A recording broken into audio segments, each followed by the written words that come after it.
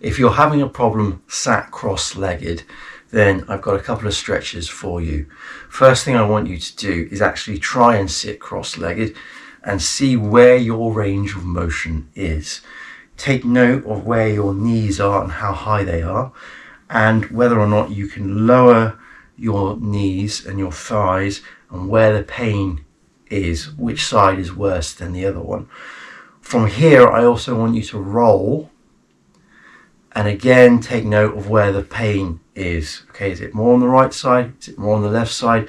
Is it more up towards the knee or down to the hip?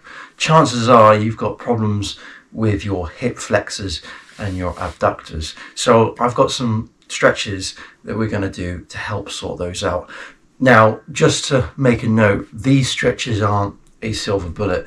This isn't going to suddenly fix your inflexibility in your hips. You need to do this constantly and frequently. The best thing about this though is that you can do other things whilst you do these stretches, including watching the television. The first thing I want you to do is actually sit on a chair. So we've got the sofa here joined by Murphy. Sit nice and straight. I want you to put one foot on the opposite knee like so. If you can do this, that's great. If you can't, then just bring your knee as high as it can go. Now what I want you to do is bring your weight forward. Stop at the point in which it hurts. Make note of where that is. And then come back. Change feet. From here, slowly bring yourself down. From here, what I want you to do is some pulses. So at the point in which you can't go down any further, stop. Bring yourself back and then lower yourself. You want to do this for 5 times. So 1, 2, 3, 4, and 5. Next, we're going to do the opposite leg. So nice and straight back. 1, 2, 3, 4, 5. Excellent.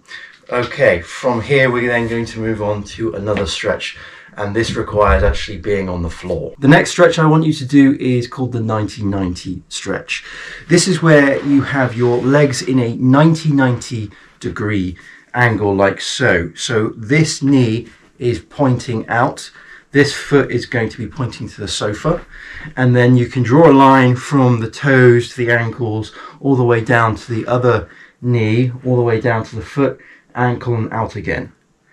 If you can't get yourself in this position, then please let me know in the comments below and I'll find some other stretches that you can do.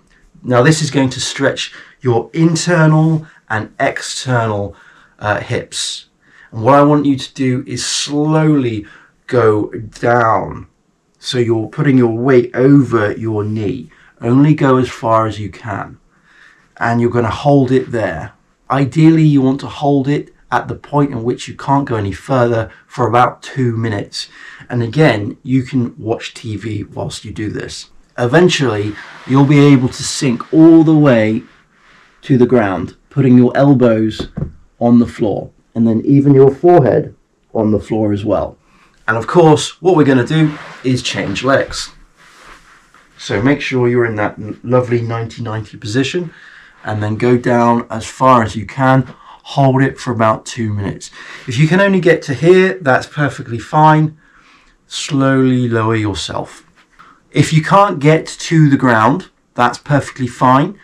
What I want you to do is hold it to the point in which you can't go any further and then pulse. So that's going back up and then coming back down.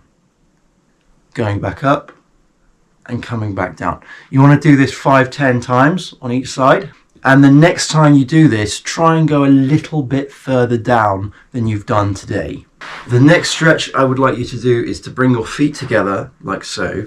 Put your elbows on the creases of your knees and slowly push down, putting your hands on your feet. Okay? And we're going to rock from side to side. and we'll do this for about another 2 minutes, just rocking side to side.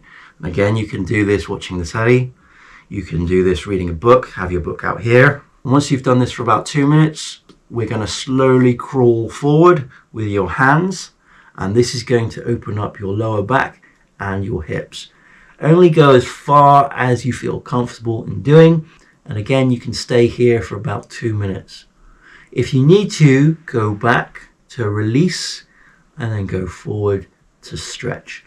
But do this for about 2 minutes, going forward and back.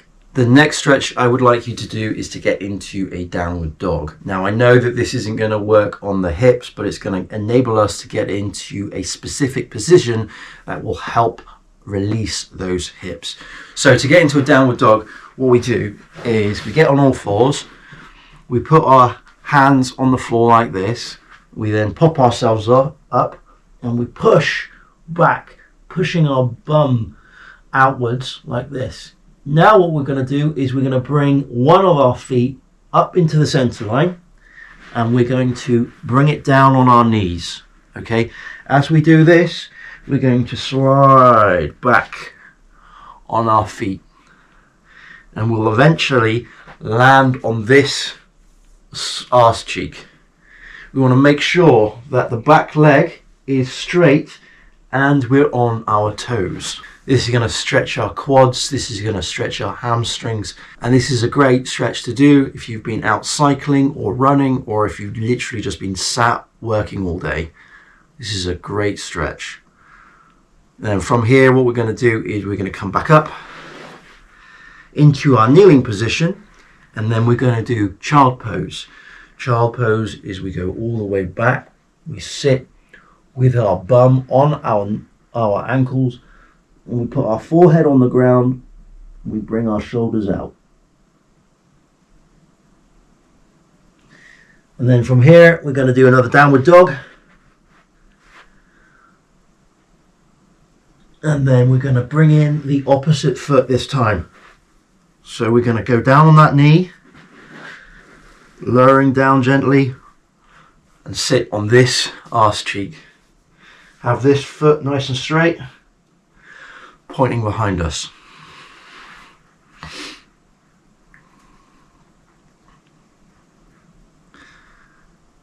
Again, you can watch TV in this position. Stay in it for about 2 minutes if you can. If not, mark the time in which you can stay in this position and then work to extend that in your next sessions. And finally, I would like you to get back into that cross-legged position that we were in at the start of this session.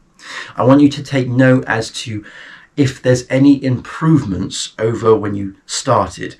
Can you bring your knees down any lower? Can you actually get into a cross-legged position?